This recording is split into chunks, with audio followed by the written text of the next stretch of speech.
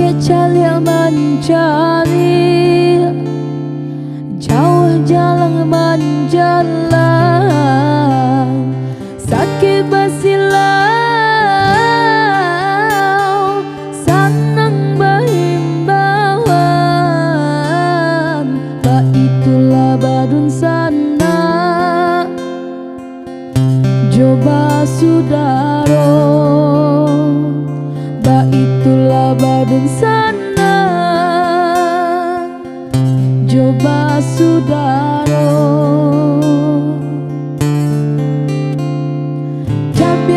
Oke, Aurora, inget nggak saat kita nongkrong di pinggir jalan yang belakang kita nongkrong itu kan banyak pohon-pohon, terus kali jembatan itu udah masuk di titik sebelumnya kan?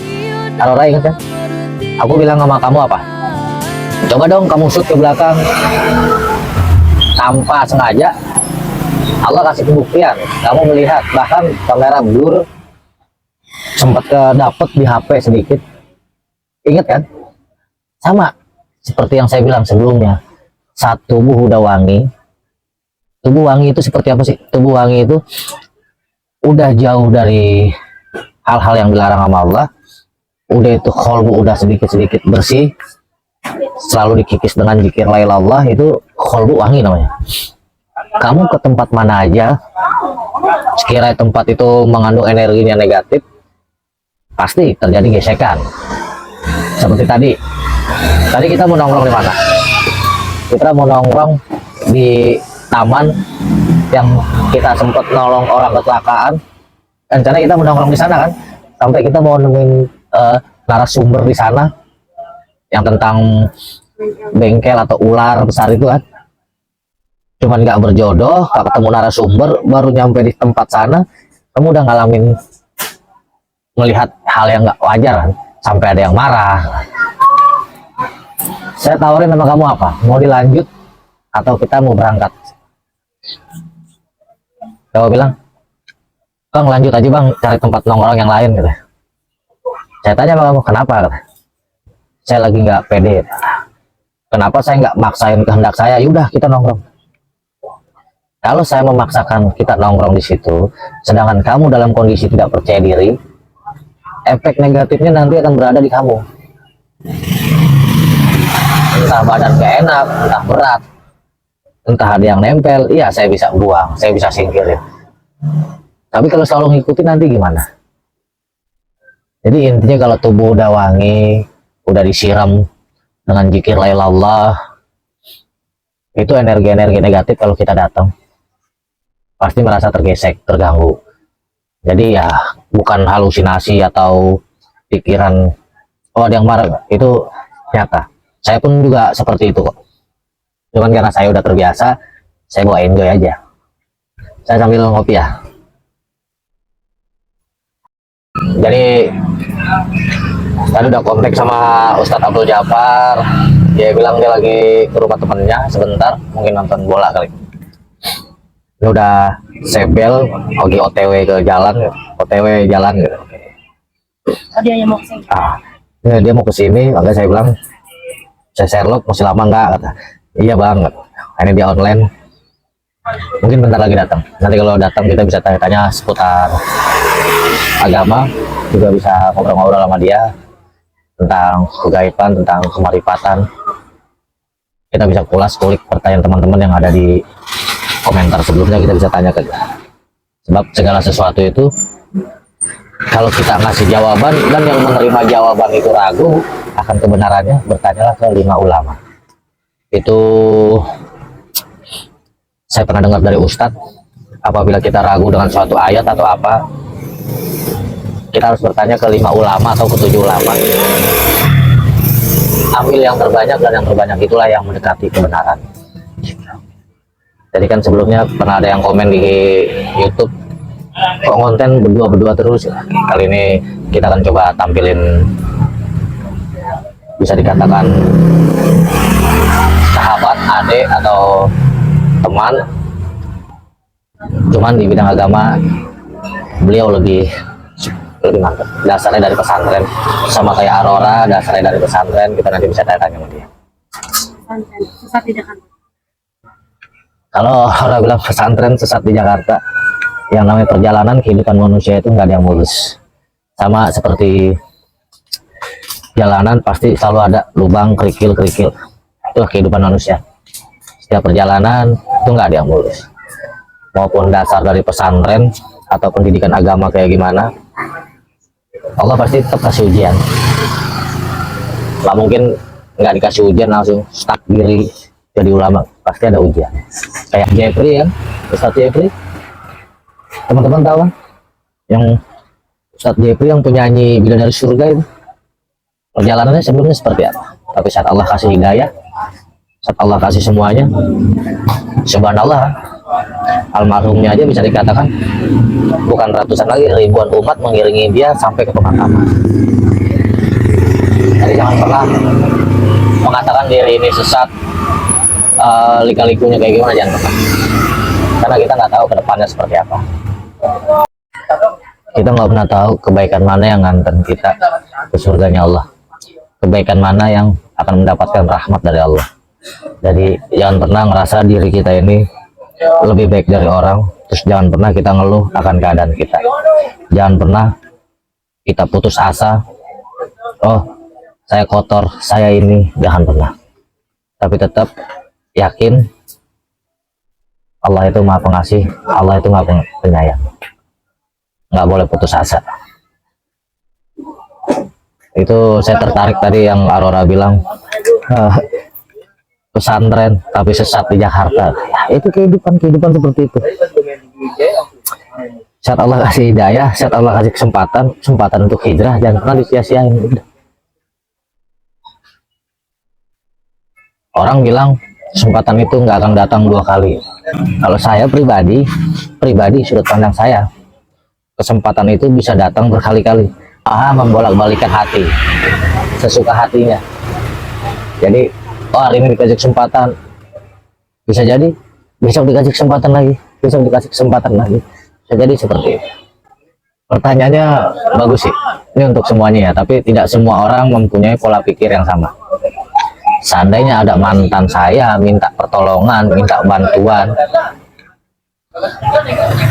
saya akan tanya dulu sama istri saya. Terkadang perempuan itu berkata, istri saya kadang berkata seperti ini contohnya, ya udah yang bantu aja, sama manusia harus saling tolong menolong. Tapi kita nggak tahu hati seperti apa. Saya sudah memahami watak atau sifat istri saya seperti apa. Jadi kalau ada pertanyaan, bang, kalau mantanmu minta bantuan, bang, kalau mantanmu minta pertolongan, kamu mau bantuin nggak? Kamu mau nolongin nggak? Saya jawab di sini, saya tidak akan bantu, saya tidak akan tolong. Pasti timbul pertanyaan, kenapa sih bang nggak akan bantu? Kenapa bang nggak akan nolong? Kan abang yang bilang, sesama manusia harus bantu-membantu, betul kan? Jawaban saya simpel. Saya tolong mantan saya, rumah tangga saya berantakan, untuk apa? Simpel kan? Saya bantu mantan saya, ke belakangnya saya selalu bertengkar sama istri saya, untuk apa? Jadi prinsip saya, hargai yang ada saat ini, perjuangi yang ada sampai ini, sampai ke jannahnya Allah. Prinsip saya seperti itu. Walaupun mantan bilang, tolong dong, terus istri saya bilang, udah bantuin, kasihan. Tapi saya tahu watak istri kita, pasti kita tahu. Tetap saya tolak, minta bantuan sama yang lain. Di situ saya akan berdoa sama Allah, ya Allah, saat saya ngambil keputusan seperti ini, saya hanya ingin melindungi rumah tangga saya. Engkau Maha tahu ya Allah.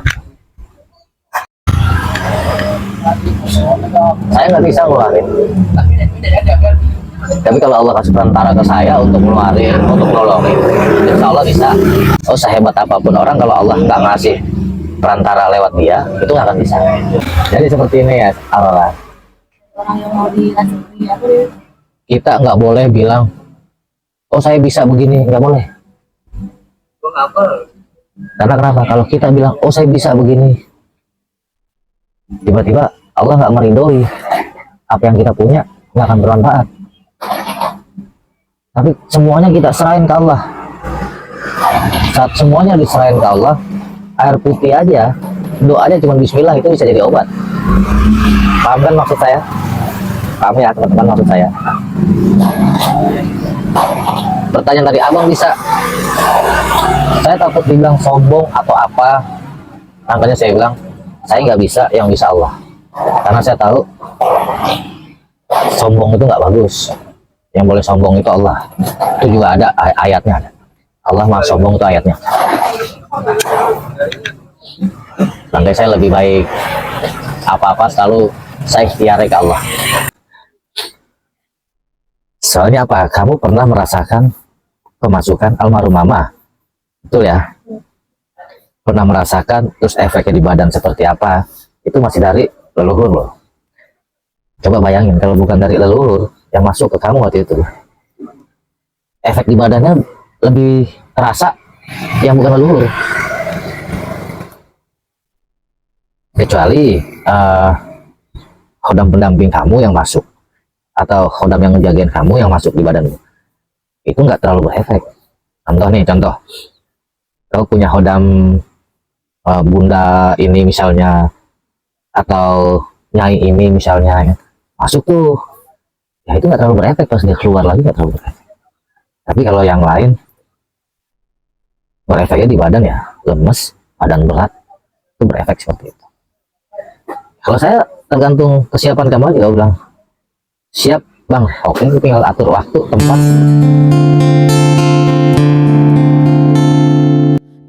Gunung, goa lebih ekstrim betul. Tapi kalau rekomendasi saya harus dipahami dulu orang itu seperti apa. Jadi kita nggak bisa main tarik orang sembarangan aja, karena kita nggak tahu orang pun punya niatnya nanti seperti apa orang nggak tahu. Kita nggak tahu. Bisa jadi orang ngetes atau gimana, kita coba masukin, dia coba nutup, kita coba masukin, dia bisa coba nutup, bisa jadi seperti itu. Akhirnya yang tadinya nanti untuk konten atau apa, kalau niatnya nggak bagus ya, malah bentrok seperti itu. Jadi kalau kita mau rekomendasi orang atau apa, ya kita harus jauh-jauh hari harus ketemu dulu sama itu orang. Saya pribadi jauh-jauh hari saya harus ketemu dulu sama itu orang. Nggak bisa saya sembarangan, saya langsung kenal hari ini langsung tek, karena saya nggak tahu orangnya seperti apa. Terus yang kedua, dalam hal ini saya nggak mau main-main. Apa, saya celaka nggak masalah, tapi saya nggak mau istri saya celaka. Serius, saya celaka nggak masalah, jihad fisabilillah, jihad itu macam-macam. Cuman kalau dalam hal ini tiba-tiba istri saya yang celaka, penyesalan saya seumur hidup. Pahamin ya.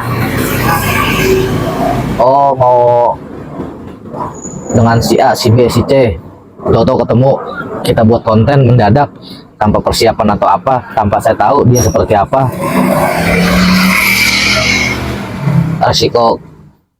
Risiko besarnya ada, semua itu ada risikonya. Sisi positifnya semua berjalan lancar aja udah alhamdulillah. Saya masukin, masuk, saat membuka itu semua bisa ngikut masuk, bahkan bisa di negatif thinkingnya ya, saat terbuka pada niatnya mau masukin, katakanlah mau masukin kuntilanak lah, katakanlah seperti itu ya. Saat kuntilanak itu masuk terbuka, kepandaian orang juga bisa masuk di dalam itu. Kok begitu ya? Itu yang saya pelajari di Sumatera Barat. Paman saya ngajarin kayak gitu. Saat terbuka, orang ngelewatin kepandaian di situ juga bisa. Jadi nggak sembarangan.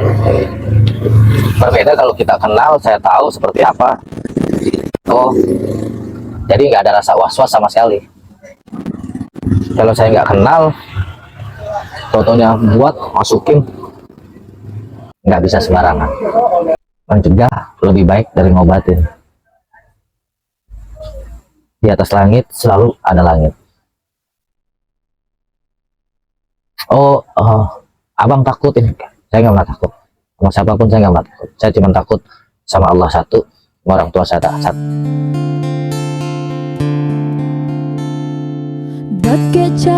Ya maksud Allah seperti ini. Genderuwo itu marah. Kenapa? Katakanlah iblis, genderuwo itu katakanlah iblis atau setan marah saat kita ke tempatnya gitu. Iblis itu tercipta jauh sebelum Nabi Adam tercipta. Allah sudah menciptakan iblis dari api dan malaikat dari nur, cahaya. Jauh sebelum Nabi Adam ada, iblis sudah menikmati semuanya. Bahkan ada yang bilang, atau ada di kitab apa itu, saya lupa nama kitab, iblis itu imamnya para malaikat. Ada kata-kata kiasan seperti itu. Tapi karena sombongnya dia sama Allah, karena sombongnya iblis, Allah keluarkan dia dari surga. Nabi Adam diciptakan dari segumpal tanah, tapi Allah kasih kesempurnaan ke Nabi Adam lewat apa? Lewat nur atau cahaya, yang cahayanya itu diambil dari Muhammad. Kok cahayanya diambil dari Muhammad, Bang? Nah, jadi ini saya dapat sedikit dari guru ya. Nur Muhammad itu ditiupin ke Nabi Adam, baru Nabi Adam bisa. Jadi kalau di Marifat itu kan banyak orang yang bilang kenal diri baru kenal Allah. Sebelumnya saya juga udah pernah bahas itu.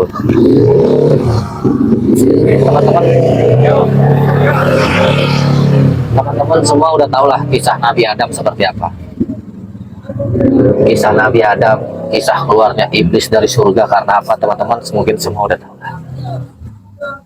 Karena iblis tidak mau sujud di Nabi Adam, iblis dikeluarkan Allah dari surga karena dia sombong, merasa lebih sempurna dari Nabi Adam alaihissalam, dari manusia lah. Iblis akan mengganggu umatnya Muhammad sampai hari akhir nanti.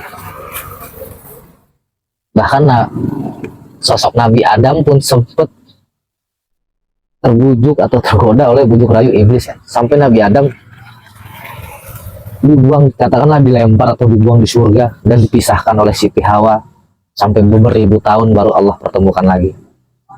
Ada satu doa atau satu riwayat atau satu kisah sebelum Nabi Adam itu bertemu dengan Siti Hawa, saat usianya udah tua, Nabi Adam itu berdoa sama Allah. Saat Nabi Adam berdoa, Nabi Adam mensisihkan nama Muhammad sedikit.